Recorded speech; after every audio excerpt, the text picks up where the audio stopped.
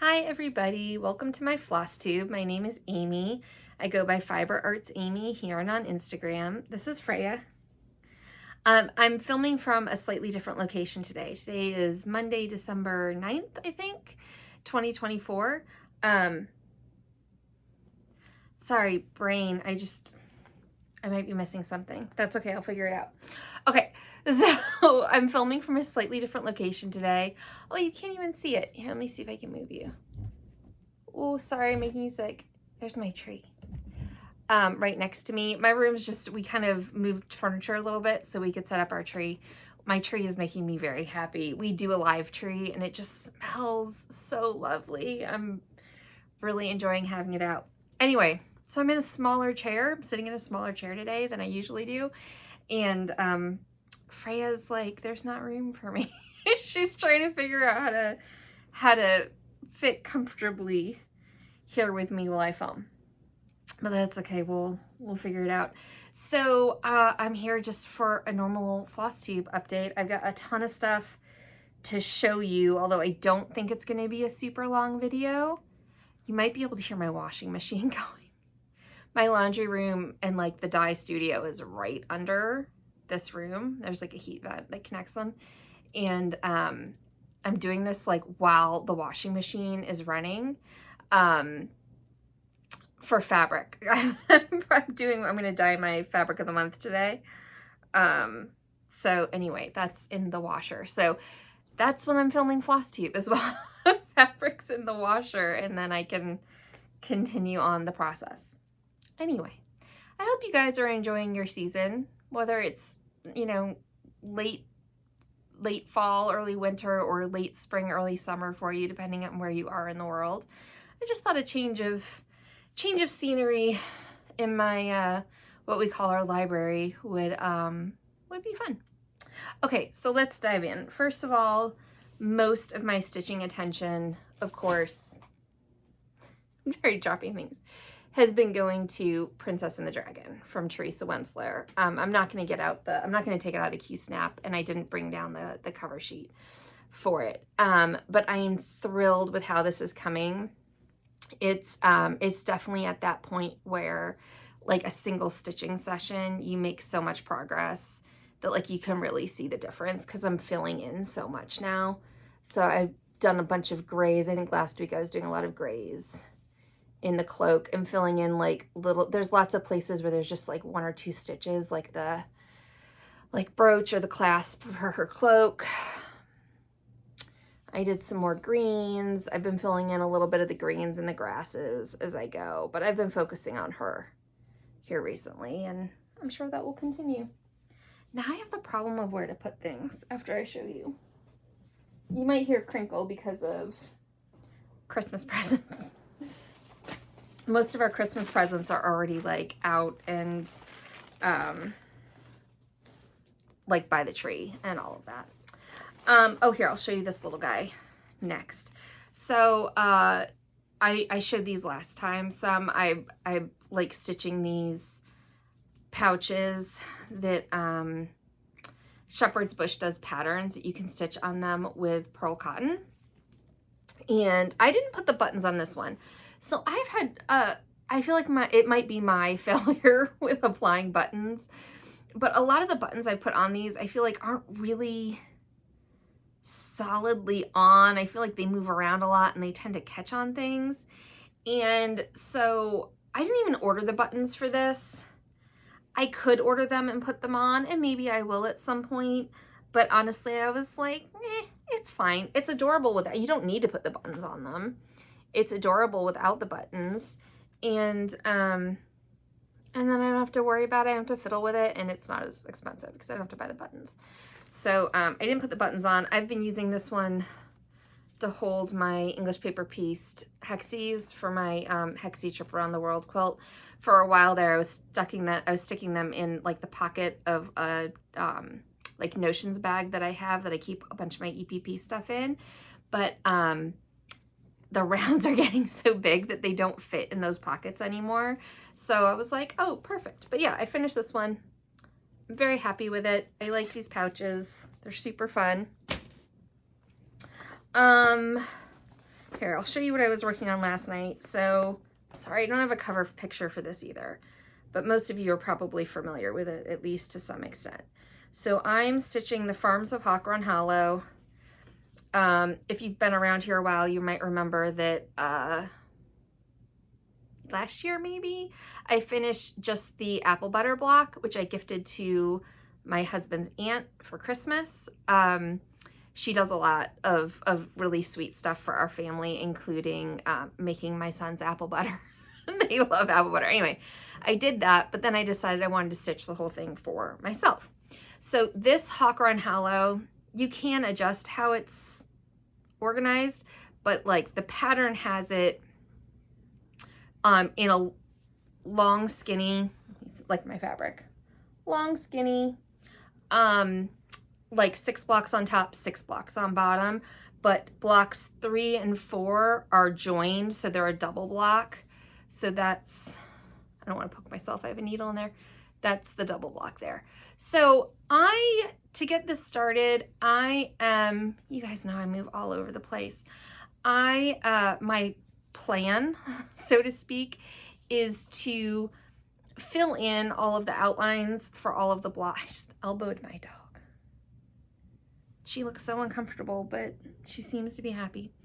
I'm outlining all of the blocks, but also putting something in, right? Like I'm probably won't stitch any more of this block right now. This is block 6 than these lines that I've put in, but then I have something in there. I don't know. I just like that. I like it not just being an empty space, but having some idea of what it is. That's part of a tree. I think that's part of a horse or what is that? No, it's not a horse. That might be a tree too. I don't know. But yeah, I work on this Pam of Stitch in the Land of Good Enough, and she has a shop, Stitch New England. She does a Hawk Run Hollow Zoom every month, as well as a Fancy Lady Zoom that I join in on. And we actually just did that last night. And so I had this out and was working on it. It's a really slow progress. I have no expectation of when this is going to be done. It's just fun to work on. I like getting it out once a month and getting a couple hours of work on it. It'll get done eventually. Oh, and it's on, I'm stitching this on 36 count Kiwi, which is from Oak Crown Studios, which is my fabric dyeing company. And I'll talk more about that at the end. I have kind of an update for that too. Okay, let's talk about Shadling for a minute. Oh my goodness, there's so much stuff. So this is a chatelaine I've been working on quite a lot. I want to get it done actually, like ASAP. So this is the Rice Stitch Workshop. Some of you know Maggie Kitschy Whips and I are hosting a chatelaine retreat in the summer of 2025. And there's 4 of us, Maggie, myself, Alma, who's a tattooed reading owl. Wait, she changed her name.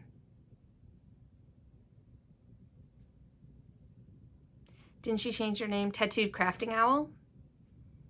Alma, I'm so sorry. I'll link her correct channel below.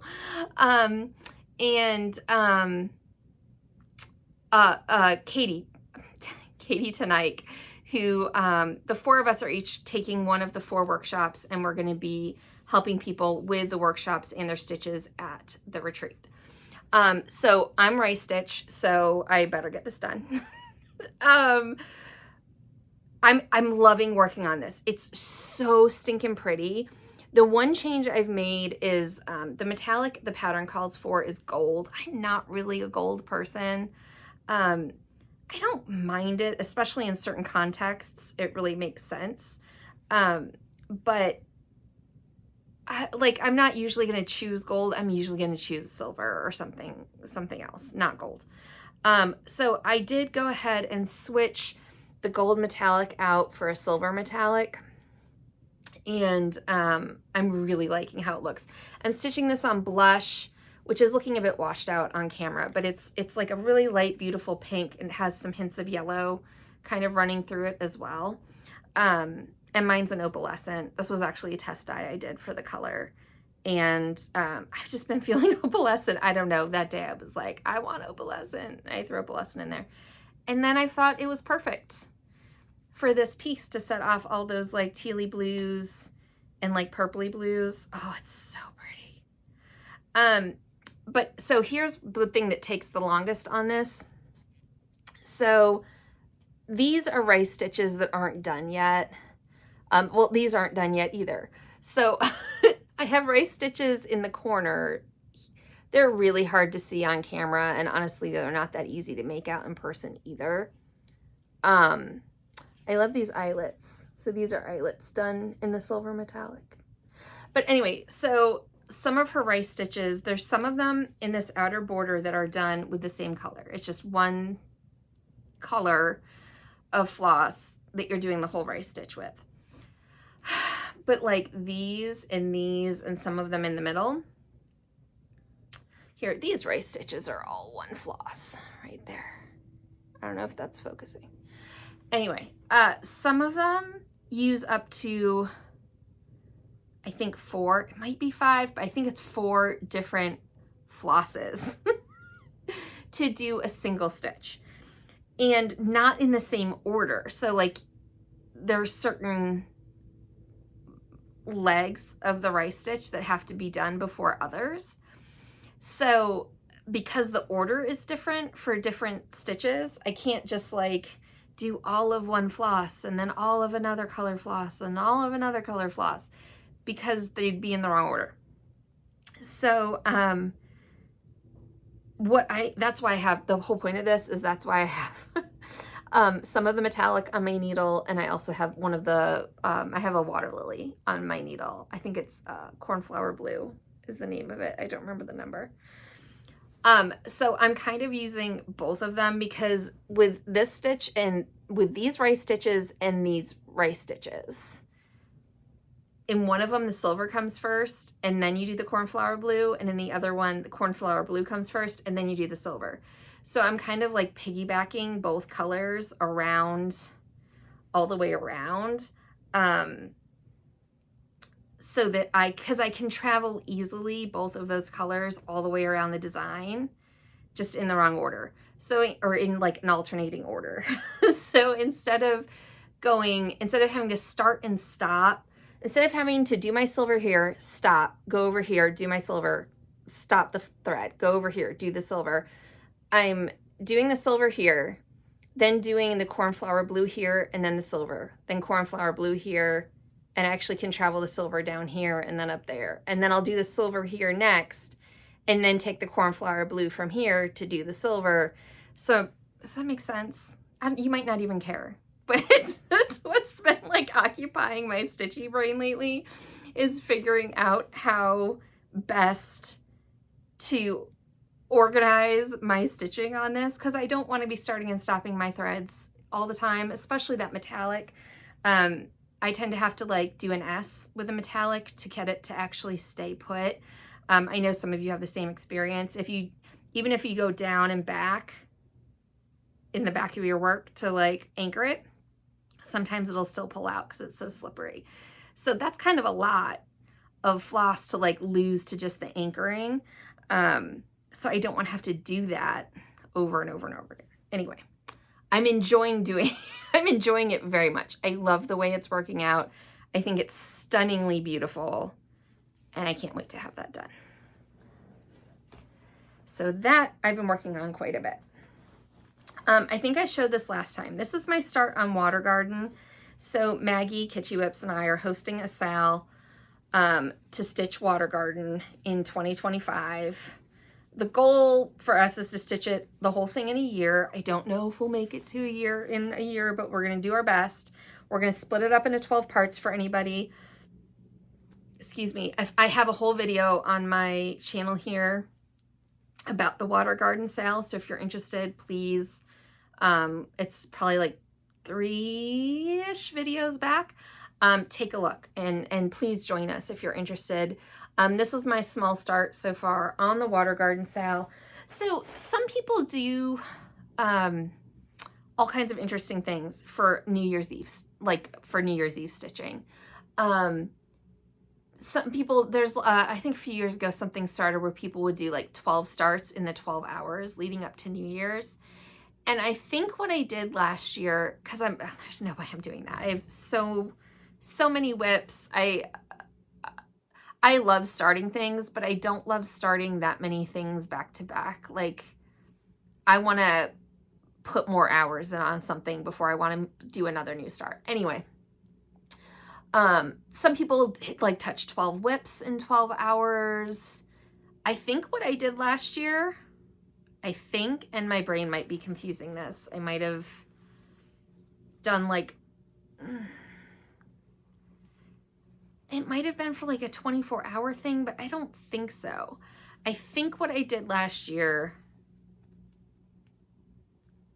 was I tried to put 12 hours, this is what I'm going to do this year, put 12 hours in on one project on New Year's Eve.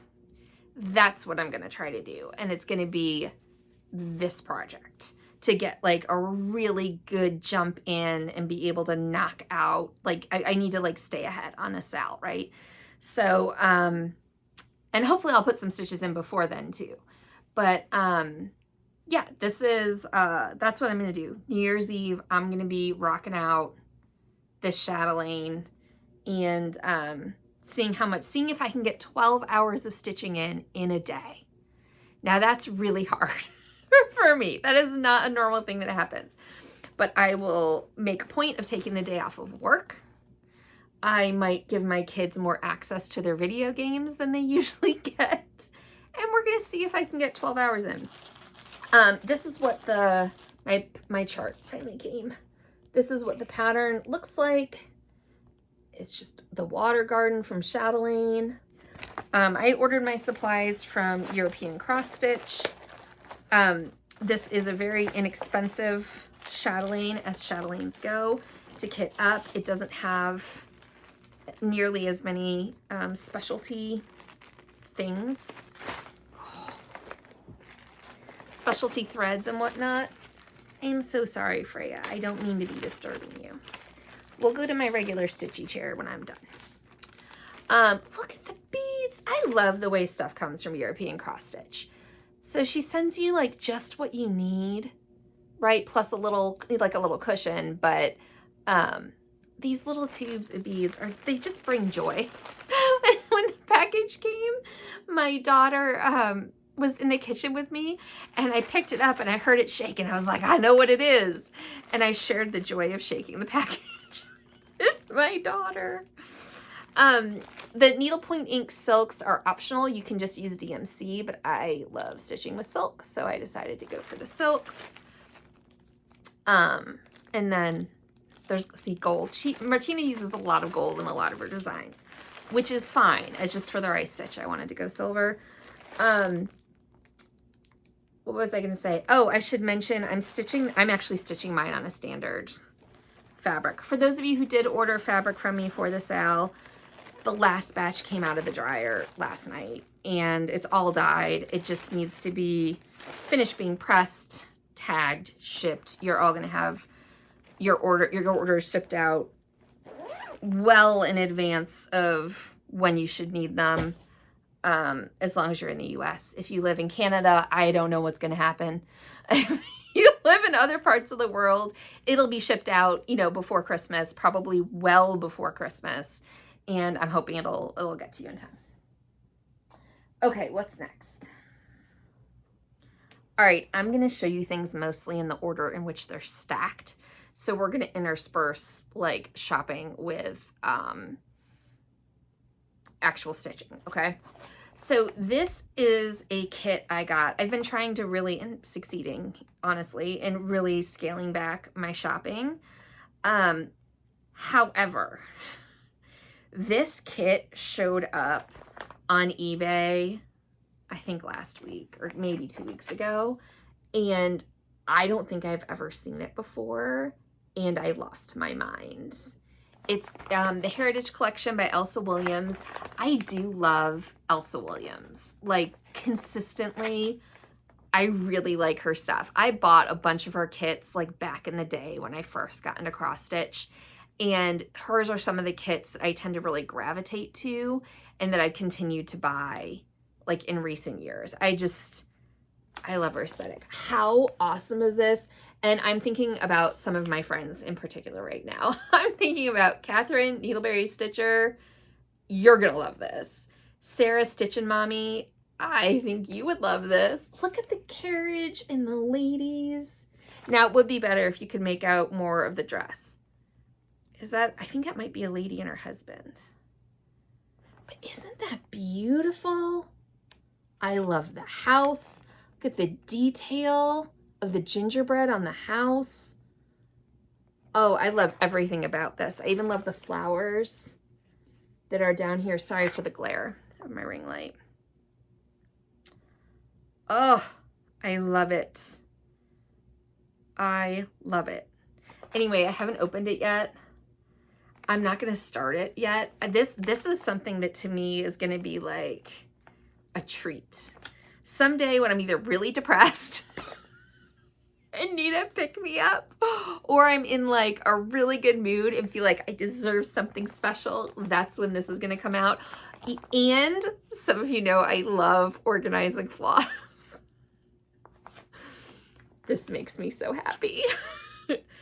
These will end up going in floss away bags because there aren't as many holes. Like some of these holes have lots of colors in them. So just for my sake and the ease of working with this, I'll end up putting them in floss away bags. And I love doing that. So someday I'll be able to sit down with my floss away bags and like organize all the floss from this. It'll make me so happy. I'm such a goober. Anyway, I'm really excited about this kit. Like I said, I'd never seen it before. I had no idea it existed. It's called, did I say it's called The Outing? I love it. Okay. I also, oh, this was a I'm depressed purchase. That's what this was, but it was still worth it. I got, I might have even shown you this last week. I'm not sure. It's called Paris Scene. It's Dimensions Gold. I just got this off Amazon. It wasn't very expensive. You know, it was one that had, God, that ring light. It was one they had at a really good price. And I've gotten this out and, this is the fabric it came with, which I'll use. I got the flosses out and got organized. I think it was Sarah Stitchin' Mommy I saw do this and it was brilliant. And so I've copied her. I hate these things that they use now. It's like, what are you supposed to do with them? But I saw, again, I think it was Sarah. She just hole punched on the opposite side so that as you use them, you can put them in there. And some of the colors come with like tons of, you know, like a separate kind of hank of the color. And I went ahead and put them in their hole punch slots. So, yeah, I was doing this the other night, doing the hole punching and whatnot. So that's ready to go, and I'm excited about it. We've been talking about France and Paris a lot lately. I don't entirely know why, other than my family has started using Duolingo, I guess for about almost 3 months now. We're having a blast. One of my sons has like a school-sponsored trip to Quebec next year, and I'm going with him to the French-speaking part of Quebec to as like a French culture kind of thing or French-speaking culture thing. And I spoke French or took French, you know, earlier in my life. I haven't taken it for years. So I started Duolingo to like brush up on my French, but then ended up I'm still brushing up on my French. But I'm also learning Scottish Gaelic and having a blast. But then my daughter saw me doing it and within days started learning German. It's been less than 3 months and I swear my daughter speaks German. It's amazing. But she does it like a ton. Like she'll spend an hour a day on Duolingo. It's amazing. And her enthusiasm has not waned for it at all. And then the son who's taking French, he's using it for French as well. And then my husband decided to brush up his Spanish.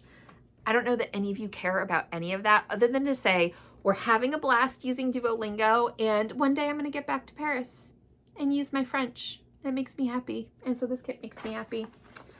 I actually did that one evening after I finished organizing the floss for this kit because last time I filmed, I still hadn't finished organizing the floss. I'd gotten most of it, but not all of it.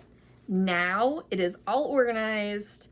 The way the kit came, the flosses weren't in numerical order. So after I labeled all the bags and got all the flosses in their bags, then I had to take all the bags off the ring and put them in numerical order. But anyway, it's all done now. It's ready to go. I just finished this like 2 nights ago.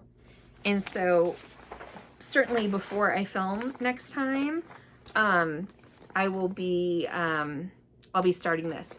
If you want to hear more about this, you can also look at my last video where I talked about it more. But I got the idea for stitching this from Sarah Stitch a Mommy. She's been working on hers for a while.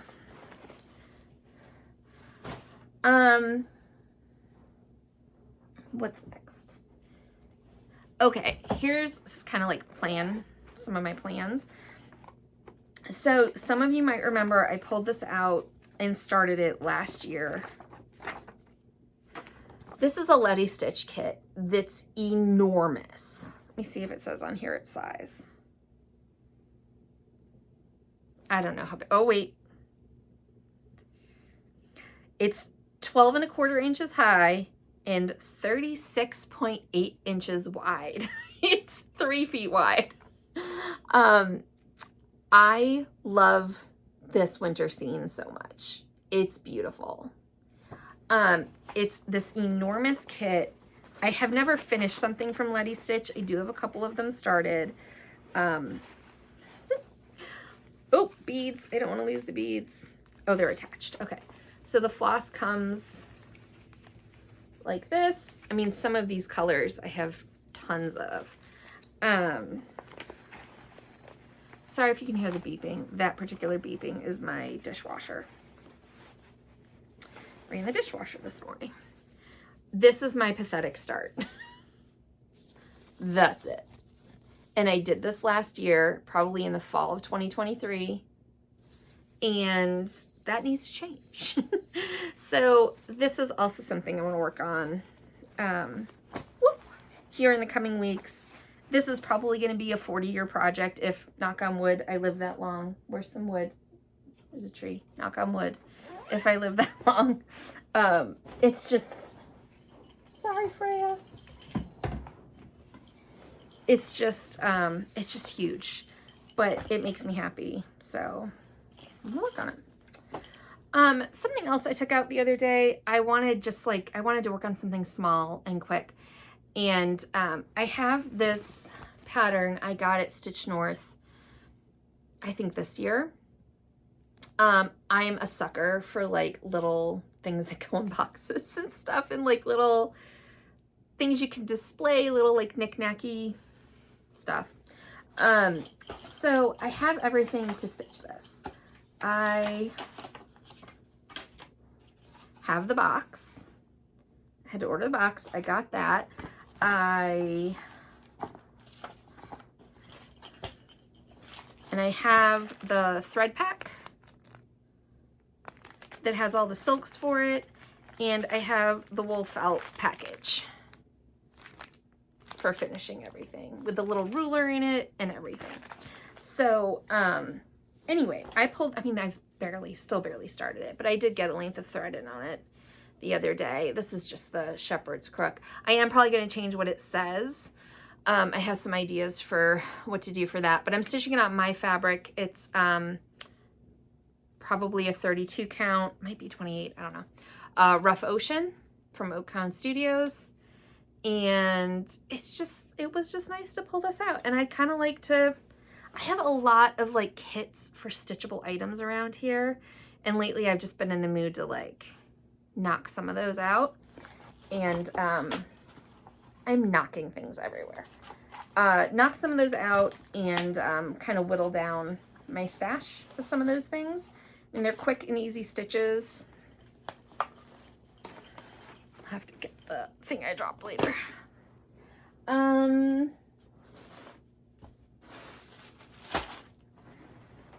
actually almost, this is going to be, well, it's going to be a short video by my standards. Okay, so I finally got to stitch with Lisa this week. Lisa Crossed by Floss. She, she and I try to stitch every week, but we didn't stitch for like 2-3 months or something at all with each other. Life was just like really getting in the way for both of us. But we finally got back to it this week, and we have an appointment to stitch with each other next week, so hopefully we'll be back at it. We've been stitching Garden Beauty together from Mirabilia, and I love her. I've got a little bit of floss hanging down, sorry.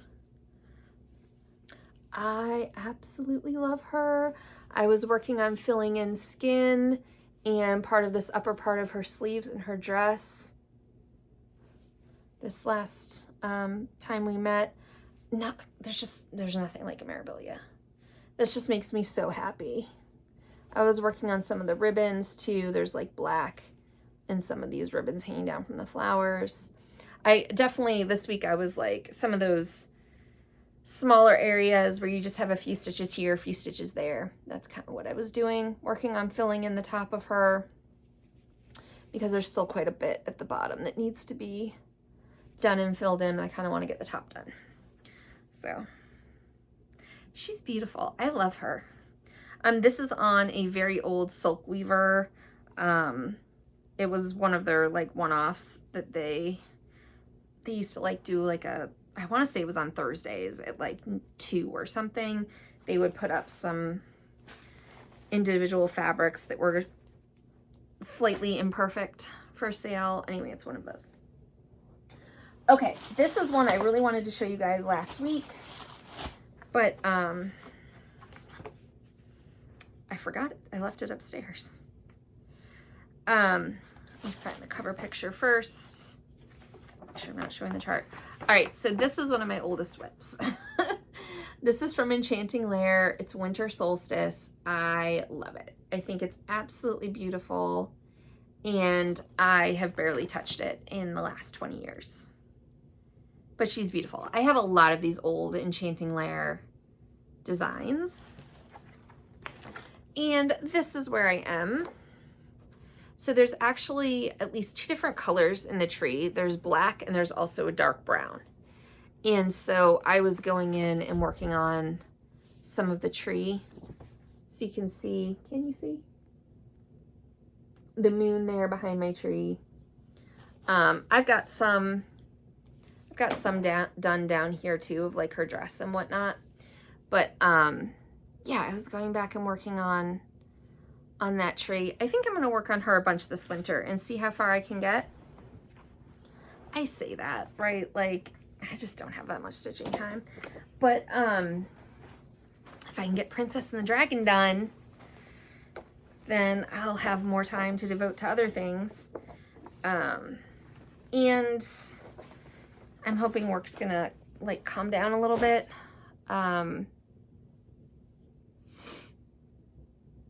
Like at Christmas time. I still have a ton of orders to get out. Well, let's talk about, that's basically all my stitching. But I want to talk about Oak Crown a little bit and show you a few things from Oak Crown. Hopefully not too much of it. But yeah, hopefully at Christmas things should like settle down a little bit for a couple of months. And hopefully I'll have a little more stitching time, because that's definitely been hard to come by lately. All right, so Oak Crown Studios, I will link it below in case you want to check out my website. I sell hand-dyed fabric and yarn, and quilting fabric. Actually, I do a lot of things, but I just want to update you and show you a couple things. For those of you who knit, this was my mystery yarn of the month club for November, called Rosehip Tea. I love how it turned out. Those like rusty browns and like pinky, rusty pinky burgundy tones. Oh, it's so good. I love it. Absolutely love it. Very happy with how that turned out. So the other thing I did, and this I'm very proud of. Some of you know I offered a mermaid, and this is a little scrunched because it's been in my basement for like a month. I offered a mermaid pack that shipped out. Had an expected ship date of December 1st. I shipped it out before Thanksgiving, so everybody certainly should have them by now. I didn't want to show it on my last video because people wouldn't have all had them yet. But I wanted to share what's in here. I put this one together with like different counts. So in what the mystery pack is 3 fat quarters. You get to pick your count.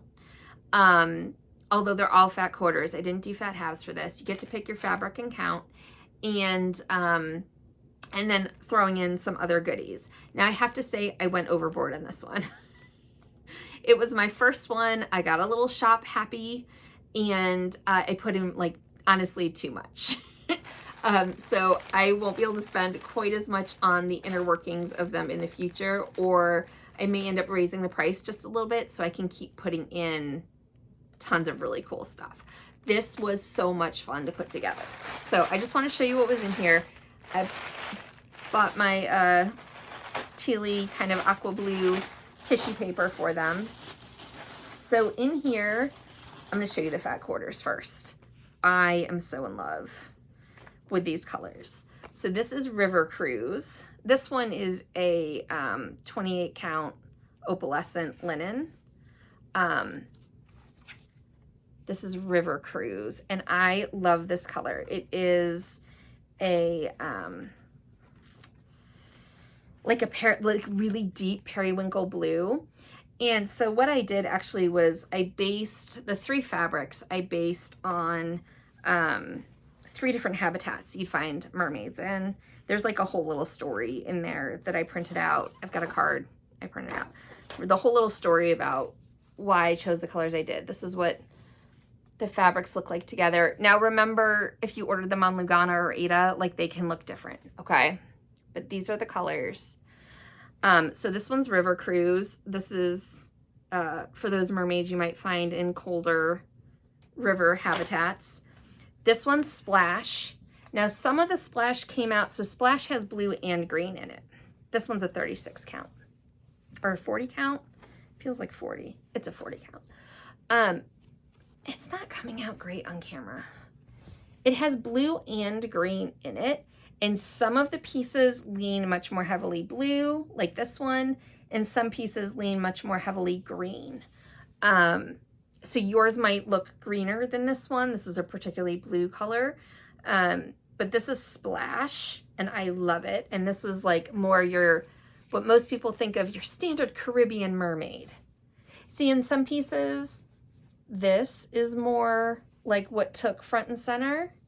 Some pieces just took the green more than the blue, and some took the blue more than the green. But overall, for most of them, it's more of a blue color.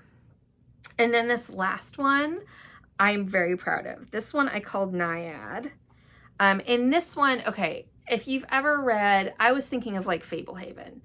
There's a scene where there are naiads, which I know are not technically mermaids, but there's naiads underwater in like an old kind of like swampy, like pond, like water feature, like canal area. And that's what I was thinking of for these, like kind of stagnant water. Now, if you got Lugana in particular, the striping effect is not going to be as significant. But this is Naiad, and I love it. It's greeny, like yellowy green. It makes me think of that more like stagnant water with like algae and like maybe some like seaweed, kind of like underwater vegetation growing. I love this. I love this so much. I'm sure there's going to be a Mirabilia mermaid of some sort on this in my future. Anyway, so those are the fabrics. I love the way they look together. I love my idea of the 3 different habitats for the mermaids. I love how they came out. I'm very proud of this box. So also everybody got a waxer. Some of them were sea turtles. Some of them were mermaids' tails. Everybody got a pair of scissors. This is all packaged up. I'm gonna unpackage everything to show you. Mermaid tail scissors from Kelmscott Designs. everybody got, everything's kind of packaged up separately for you. So I dyed 3 flosses of my wool floss for the box to fit with the theme. Look at how beautiful they are. And they're so squishy and soft. I love them. So this one is Reef. Get a nice coral color. This one's Fin. That's your very stereotypical mermaid colors right there. And this one's Deep Dive. Oh, they're so pretty.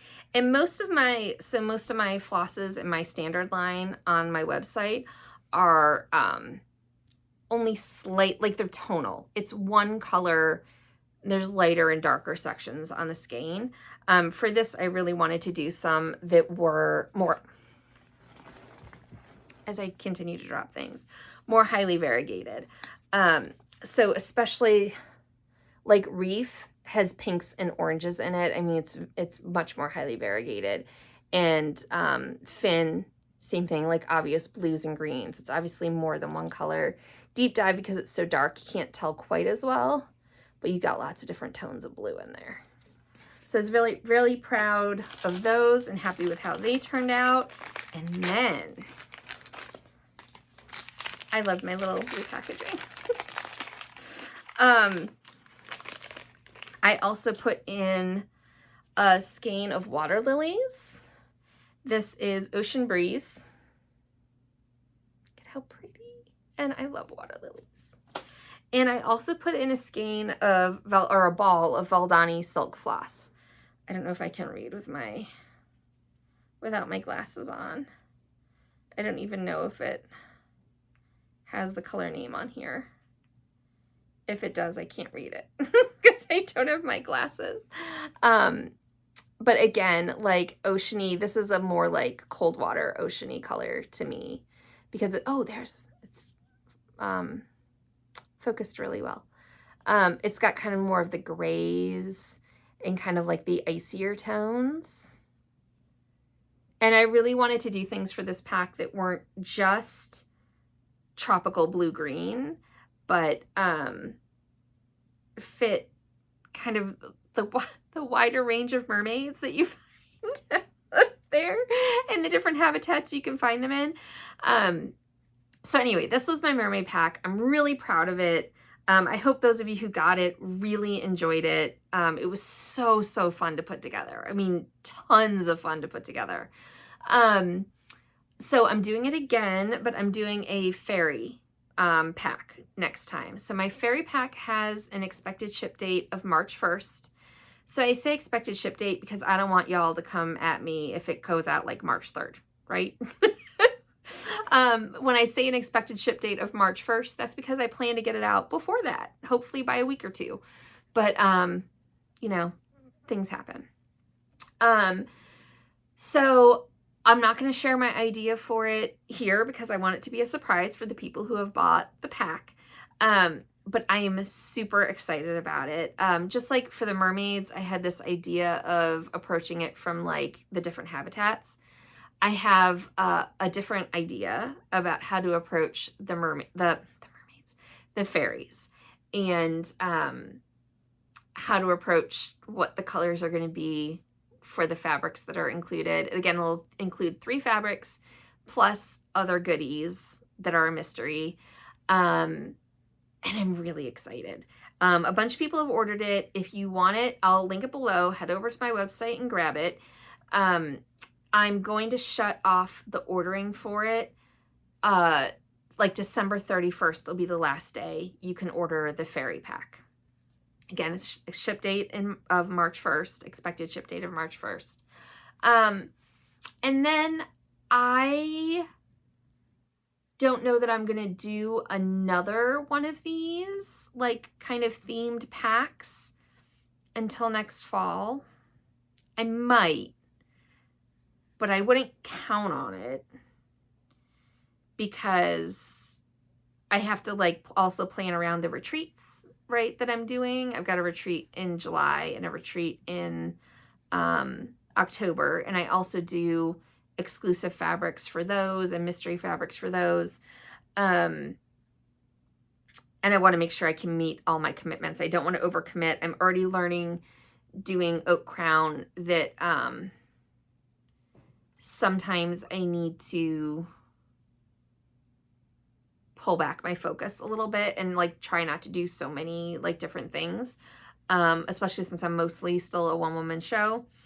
But anyway, if you're interested in the fairy pack, I'll link that below. I will absolutely be doing more of these in the future. I have other themes in mind. I'm sure I will recycle themes. I'm sure there will be another mermaid pack in my future. I'm sure there will be another fairy pack in my future. But I don't have like a specific schedule that I'm going to do them on, I guess is what I'm saying, right? It'll vary. I think that's it. I'm hoping to get out, oh no, two more quick things. I am hoping to get out another quilting video soon, but just a quick note, I have started a new YouTube channel. I will link that below as well if you're interested. I'm going to start putting out my quilting content on a separate channel. The reasons for that are several. One is that this started as a Flosstube channel and has been primarily a Flosstube channel. And when I put out a quilting video, my quilting videos get far fewer views, but I'm passionate about them and I'm going to keep doing them. But I also get complaints that I do them. And I find myself, I'm finding myself somewhat self-editing. Sometimes I'm editing my enthusiasm. Sometimes I feel like it's taking a back seat to the stitching, at least in how I present it or in how many videos I put out or that sort of thing. It feels kind of like it has to be an afterthought for me, and I don't want it to be that. And I feel like if I have a separate channel that's devoted just to the quilting, this one can stay devoted to cross stitch, and I'll still occasionally show the knitting I'm doing, and I'll still occasionally show like a quilting finish or something. But if I can keep this one devoted to cross stitch and start a separate one that is devoted to quilting, and there's no videos on it yet, but there should be hopefully soon, I feel like I'll be able to do less of that self-editing and be more fully like all in on it. And I think I'll be happier. The other reason that I'm doing it is for the algorithm. If people really like my cross stitch videos but don't like the quilting videos, which by the way does not bother me at all, so please don't think I'm like complaining about that. I get it. If you're not interested in something I do, then you shouldn't watch those videos. That's fine. But if people like the cross stitch videos but skip the quilting videos, like when my quilting videos get a lot fewer views, then the algorithm thinks people don't like the channel and they don't push the videos out as much to people who like the cross stitch content, right? So the algorithm is a pain, basically. So by separating the two, hopefully the algorithm is going to see, oh, cross stitchers really like this person's videos, because the algorithm doesn't differentiate between my Flosstube videos and my quilting videos. They just see my videos as a whole. And on my quilting channel, hopefully that'll start reaching more quilters, because the algorithm will see, oh, this sort of person really likes her quilting videos, even though those people probably don't click on or a lot of them won't click on my Flosstube videos. Does that make sense? I hope I'm understanding the algorithm correctly. I'm pretty sure I am, because I've been reading up a lot on it lately. Oh, also, thank you, everybody. I just surpassed 3,000 subscribers. That makes me happy. So thank you to all of you. That was really exciting. I'd been lingering just below 3,000 for a really long time. So that was really exciting to cross over 3,000. I don't normally do this, but I'm going to this time. If you watch my videos and you like them, please consider subscribing.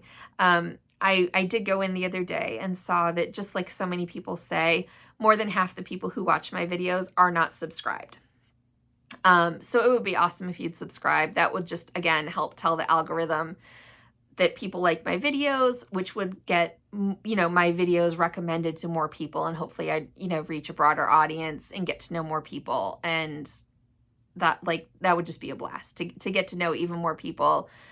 It blows me away, especially when we do retreats and things, just how, even though I've been in the Flosstube community for a while now, how many people I still don't know and how many people really don't know me. And it's just always fun making those connections and getting to know different people and what they're doing and what they're interested in.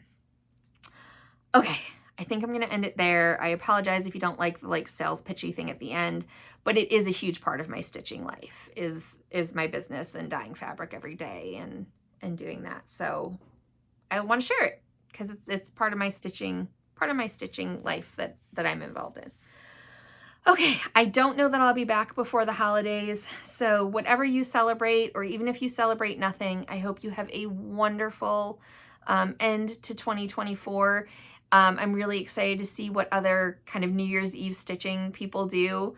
I'll try to post on Instagram if you want to follow along with my 12 hours that I hope to get in on my chatelaine. I want to say last year I didn't quite make it, but I got close. So yeah, that's it. Thanks everybody. Thanks for joining me, especially if you stuck with it this long. And I hope you all enjoy your stitching. Have a good one.